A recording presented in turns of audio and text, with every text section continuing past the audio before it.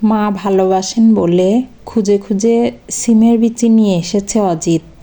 রান্নাঘরে বাজারের ব্যাগ নামিয়ে রেখে সুমিতাকে বলল, সিমের বিচিগুলো ভিজিয়ে রাখো, কাল ডাল রান্না করবে, মা ভালোবাসে।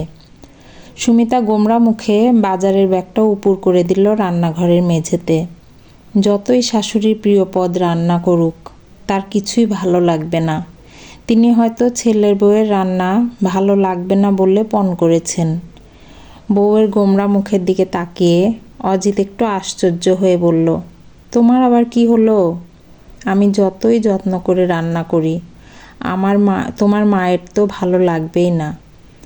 সবজিগুলো গুছিয়ে রাখছিল সুমিতা। অজিত চুপ করে রইল। কথা বললেই কথা বাড়বে। কিছুদিন হলো গ্রামের বাড়ি থেকে মাকে নিয়ে এসেছে সে। মা যদিও খুব খুশি মনে ব্যাপারটা মেনে নেয়নি। বাবা চলে যাওয়ার পর মাকে নিজের কাছে নিয়ে আসতে অনেক চেষ্টা করেছিল, কিন্তু মা গো ধরেছিলেন গ্রামের বাড়ি ছেড়ে আসবেন না। তখন মালতী ছিল অনেক দিনের বিশ্বস্ত লোক।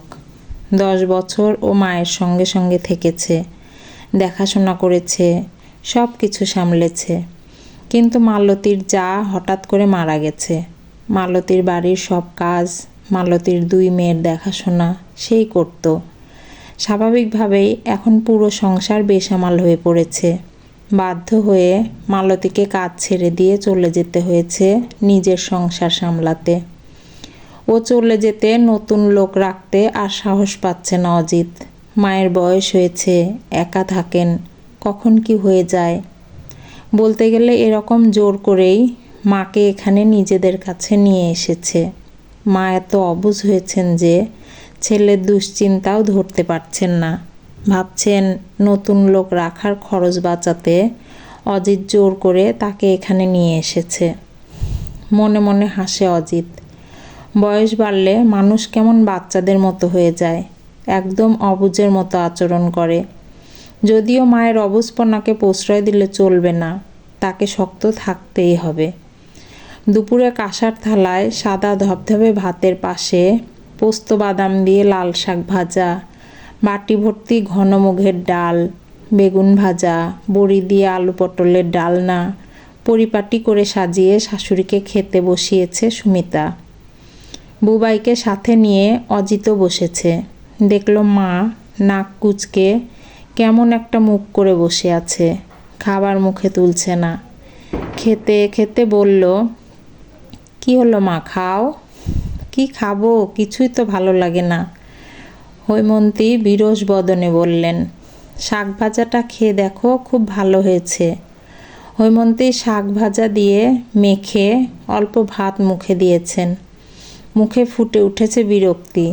একেবারে স্বাদ নেই, কি করে খাবো, ভালো লাগছে না। তাহলে ডাল দিয়ে খাও। ডালটা বেশ ভালো হয়েছে।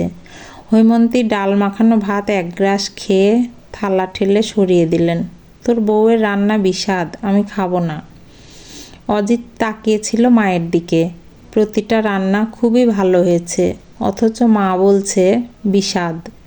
এখানে আসার পর থেকে একদিনও মা ভালো করে খায়নি, কেবলই বলছে রান্না ভালো হয়নি। হয়তো ইচ্ছে করেই এমন করছে, জোর করে এখানে নিয়ে আসার অপরাধের শাস্তি। রাগ হলেও নিজেকে সংযত করল। আজ একটু কষ্ট করে খেয়ে নাও মা, সিম বিচি এনেছি, কাল সিম বিচির ডাল খাবে। তোর বউ রাততেই জানে না সিম বিচি কি করতে এনেছিস। হৈমন্তী অসন্তুষ্ট।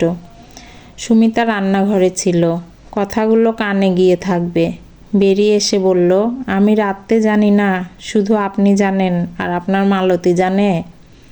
অজিত বিরক্ত হয়ে বউয়ের দিকে তাকালো। সুমিতা অবশ্য দমল না। আমার দিকে এভাবে তাকাচ্ছ কেন? মা তো বলছেন খাবারে স্বাদ নেই। তোমারও কি তাই মনে হচ্ছে? অজিত জবাব দিতে পারল না। মায়ের দিকে তাকালো। তার মানে আমি মিথ্যা বলছি? হৈমন্তী চটে উঠেছেন। সে আপনিই জানেন, আসার পর থেকে তো রান্নার খুঁত ধরেই চলেছেন। তুই আমাকে গ্রামে ফিরিয়ে দিয়ে আয় জিতু, অপমান করবি বলে এখানে নিয়ে এসেছিস। মায়ের গলা থমথম করে। অজিত আগুন চোখে স্ত্রীর দিকে তাকায়। সুমিত চুপ করে যায়, যদিও রাগ কমে না। পরদিন আরও যত্ন নিয়ে রান্না করে সে। ছোট ছোট করে কাটা ভাজা বেগুন মিশিয়ে সিমের বিচি ডাল করে জিরে, তেজপাতা এবং শুকনো লঙ্কা ফোড়ন দিয়ে, নামানোর আগে আদা বাটা আর অল্প ঘি। রান্নার অপূর্ব সুবাসে সুবাসিত হয়ে ওঠে গোটা বাড়ি। অল্প ডাল বাটিতে নিয়ে চেখে সন্তুষ্ট হয় সে। আজ শাশুড়ি রান্না খারাপ বলতে পারবে না কিছুতেই, বরং চেটেপুটে থালা শেষ করে উঠবে। কিন্তু সুমিতার স্বপ্ন দিবাস্বপ্ন হয়েই রয়ে গেল। ডাল মুখে দিয়ে অজিত যতই উচ্ছ্বসিত হয়ে উঠুক, হৈমন্তীর মুখ বিকৃত। একেবারেই তো স্বাদ হয়নি, কি রান্না এটা? অজিত হতাশ চোখে তাকিয়েছিল। বলল, রান্না তো অপূর্ব হয়েছে, ঠিক তোমার হাতের রান্নার মতো। এর মানে আমি এত বাজে রান্না করতাম? খামোখা সিমের বিচিগুলো নষ্ট করলি। হৈমন্তী উঠে পড়েছেন, আর খেতে পারবে না। সুমিতার চোখ জলে ভরে গেল। এত চেষ্টা করছে শাশুড়ির মনের মতো রান্না করতে, অথচ তার পছন্দ হচ্ছেই না। যেন পণ করেছেন ছেলের বউয়ের রান্নার প্রশংসা করবেন না কিছুতেই। অজিত চুপ করে খাচ্ছিল। তার মনে একটা সন্দেহ দেখা দিয়েছে, মা সব কিছুতেই স্বাদ নেই বলছেন কেন? সুমিতার রান্না যথেষ্ট ভালো। মায়েরই কোনো সমস্যা, শারীরিক নাকি মানসিক? রাতে বরের কাছে মনের ক্ষোভ প্রকাশ করেই ফেলল সুমিতা। মাকে গ্রামের বাড়িতেই ফিরিয়ে দিয়ে এসো। কেন? অজিত সতর্ক ভঙ্গিতে বলল। মনে হচ্ছে সুমিতা এবার অশান্তি করবে। দেখছো না আমার রান্না ওনার পছন্দ হচ্ছে না, হয়তো আমাকেই পছন্দ করেন না। সুমিতা থেমে গেল। অজিত দেখল বউয়ের মুখে কালো মেঘের ছায়া, হয়তো বর্ষা নামবে টোকা দিলেই। নরম গলায় বলল, ভুল ভাবছো সুমিতা, মাকে তুমি চেনো না। সুমিতা চুপ করে রইল। শাশুড়ি তো এখানে এতদিন থাকেননি কখনো, তারাও গ্রামের বাড়িতে গেলে বেশি দিন থাকেনি। তাতে যতটুকু চেনা যায় তাতে ওনাকে যথেষ্ট স্নেহপ্রবণ মনে হয়েছে, কিন্তু এখন তো উল্টোটাই লাগছে। সুমিতাকে চুপ দেখে অজিত আবার বলল, মনে হচ্ছে মায়ের অন্য কোনো সমস্যা হচ্ছে, একবার ডাক্তার দেখিয়ে নেব। পরদিন ডাক্তার দেখানোর নাম শুনে বেঁকে বসেছেন হৈমন্তী। ডাক্তারের কাছে যাব কেন? কি হয়েছে আমার? তুমি খেতে পারছো না মা, একবার ডাক্তার দেখিয়ে নেই। রান্না ভালো না হলে খাবো কি করে? বেশি কথা বলো না তো, যা বলছি তাই করো। আজ অফিস থেকে ফিরেই তোমাকে নিয়ে ডাক্তারের কাছে যাব। সন্ধ্যার পর মাকে নিয়ে ডাক্তারের কাছে গেল অজিত।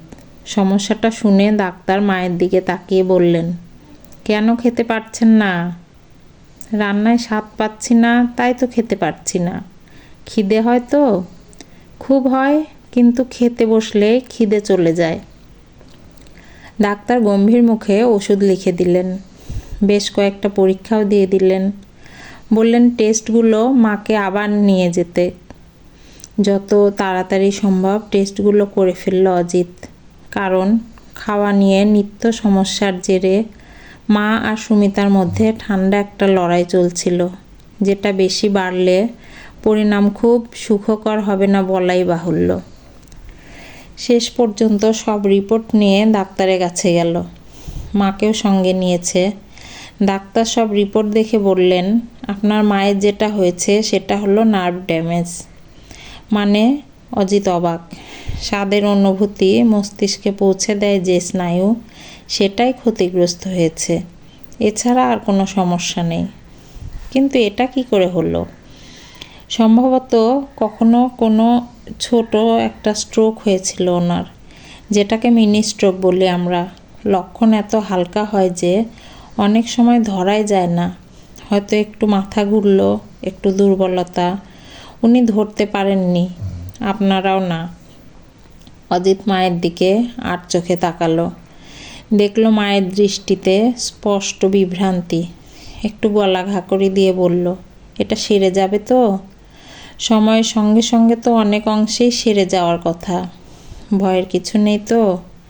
তেমন নয়, তবে মাকে রেগুলার চেক আপে রাখবেন। এই বয়সে সাবধানে তো থাকতেই হবে। ডাক্তার হাসলেন। রাস্তায় বেরিয়েও মায়ের চোখে বিভ্রান্তি কাটছিল না। বিড়বিড় করছিলেন, এমনও হয়, কি আশ্চর্য। ঘরে ফিরেও হৈমন্তী থম ধরে বসে রইলেন।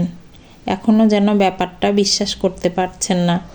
অসুস্থতার কারণে স্বাদ পাচ্ছিলেন না, অথচ সেটা মানতেও পারছিলেন না। এখন মনে হচ্ছে গ্রামেও শেষের কিছুদিন রান্নাতে স্বাদ পাচ্ছিলেন না, এর মানে তখন থেকে ব্যাপারটা শুরু হয়েছিল। অথচ তিনি সব দোষ সুমিতার ঘাড়ে চাপিয়ে দিয়েছেন। ভেবেছেন সে যত্ন নিয়ে রান্না করে না। রাতে খেতে বসে সুমিতার দিকে তাকালেন অপরাধী দৃষ্টিতে।